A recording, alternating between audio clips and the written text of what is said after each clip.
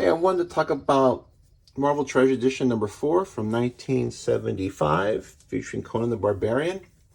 I picked this up a couple of months back, and the reason I picked it up is that I'm a huge Windsor-Smith fan, but I've never read the work that he did with Roy Thomas on Conan. I read a lot of Conan when I was a kid and when I was in my teens, but that was after Smith had left the book. So I thought it'd be interesting to go through this large edition and talk about it for a minute or two. So these are the old school Marvel Treasury editions. This one's in better shape than the 2001 Space Odyssey one that I found, but these books are just printed on straight up newsprint. It's like nowadays when you have a Treasury edition, they use nicer paper, there's a little bit nicer printing, but this is just straight up newsprint. It includes in the, I guess, quote unquote, end papers, an interview with Roy Thomas about, not so much an interview, but a write-up he did about working with Barry Smith on the Conan series. And so this collects two stories. This collects Rogues in the House, which was issue, I'm not going to name the number of the issue. It was during Barry Smith's run. I think I want to say 13 or 17, but I could be wrong.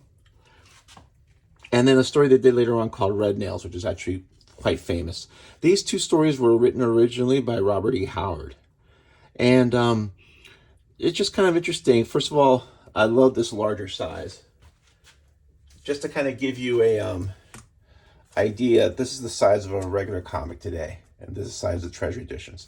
The modern Treasury editions are about like this. They cut off about an inch of real estate. So I'm a big fan of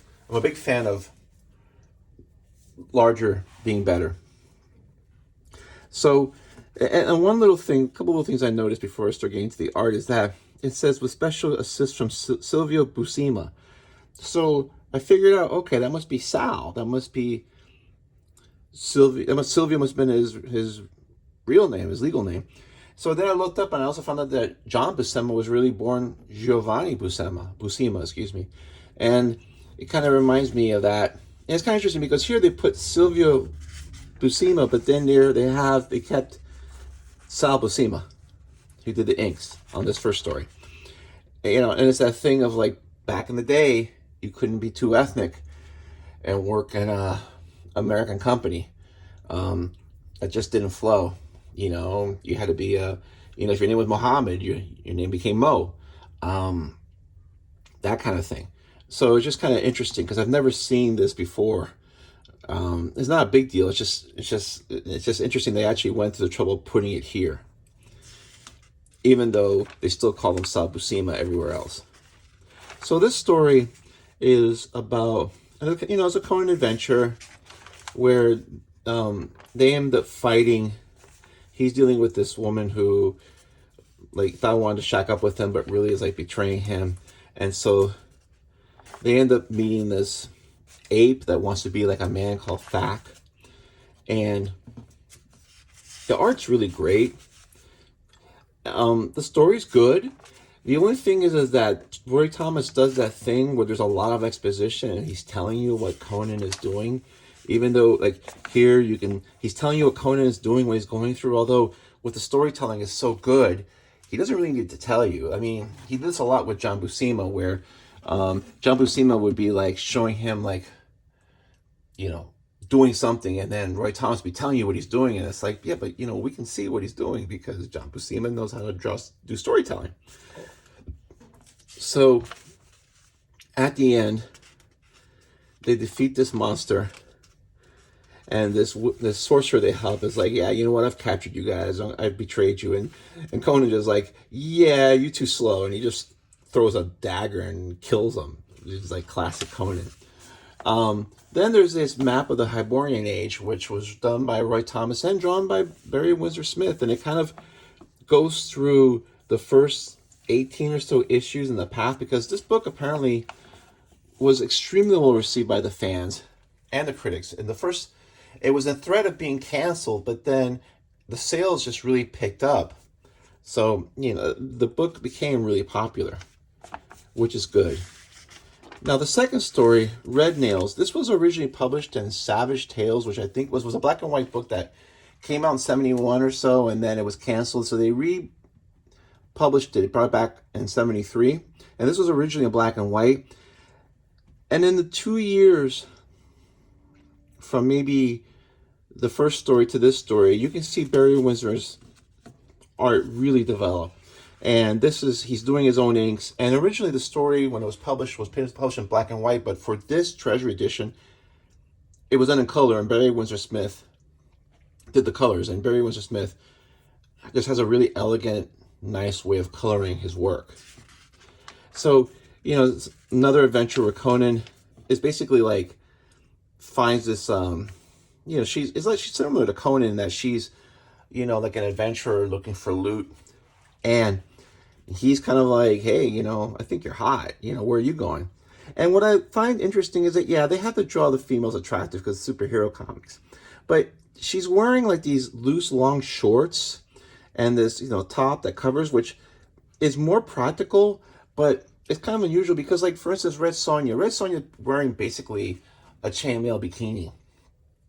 And all the women are always drawn very revealing outfits, which really doesn't make any sense if you're really like fighting. But this actually makes more sense, and for the mid-70s is an interesting choice. So they have these ventures. They go into this like patch of land, and there's like a dragon, and then they end up encountering this walled city, and what they find is there's 3 factions here, and the 3 factions are at war with each other, so they get caught up in that. And you can just see some of these nice, really cool poses that Barry Windsor-Smith is doing, but you can also tell, you know, his storytelling and that thing where he does with the up close, with the zoom, the, you know, faces to show, you know, determination or whatever their emotional state is really, just really, really cool. I mean, his art has reached that Barry Windsor-Smith's mid-70s peak. And then, you know, his choices of color are great because these are the regular colors, but then he's doing this king is doing a flashback, and the flashback is in this shades of blue, white, black, and blue. And then when they go to modern day, it's back to normal colors. And so they're trying to get out of this place alive. And as I said, I just really like the art on this. It's a good story too. And what I liked about this is that Roy Thomas didn't do that whole thing, as I mentioned, where he's talking about, oh, well, you know, Conan does this and Conan does that. And it's like, he just kind of letting the narrative and the dialogue tell you, maybe because of Savage Tales, maybe because he felt it originally wasn't a comic book. It was more like a, you know, black and white, more adult themed book, like a magazine, that he didn't have to do that. I don't know. But I'm glad he didn't do it because it's kind of distracting. And look at those detail. And they come in, they have all these heads. It's kind of really creepy stuff. And then there's a lot of twists and turns. This woman who's just supposed to be like a queen is actually looking to kill her because she stays young by like drinking the blood of her victims or something. And then you have like these great pose here. And I just like the use of lighting here where you have like a bright light source on the side and you can just tell by the color, you know. And I just love these close-ups that Windsor-Smith does so well, uses so effectively. I mean, they escape and then they're like, okay, we're going to go on. And that was another story that was written by Robert E. Howard. And here there's a pin up to the memory of Robert E. Howard. And then Barry Windsor-Smith drew this pin up for this Treasury edition. This is just a gorgeous piece. So if you're a fan of Barry Windsor-Smith, or you're a Conan fan, or both, you may want to get a chance to read this. I know Red Nails was published in a special volume, and I think it's signed. You can find them on eBay. They're kind of expensive. I think it's black and white. It's almost like original, from the original art. If you want to get one off of eBay, just make sure that you get a picture of the interiors, because this is newsprint. And I think it's even almost crappier newsprint than a regular newsprint. I can't remember what comics were like in the 70s. But, I mean, I know they were newsprint. Because these books, because they're large, you know, they probably weren't the most cared for. So I've seen books where they say, look at the cover's perfect and everything's aligned and it's nice and bright and tight. but you don't see what's on the inside. So if you don't mind a little yellowing because it's newsprint, it'd be good. But if you're looking like for a perfect copy, just kind of be careful because this newsprint does age and does turn yellow. It still doesn't take away from the art that Barry Windsor-Smith does. I mean, just the storytelling alone and just these great poses. But yeah, if you get a chance and you find one for a good price, I know I paid like $27 for this.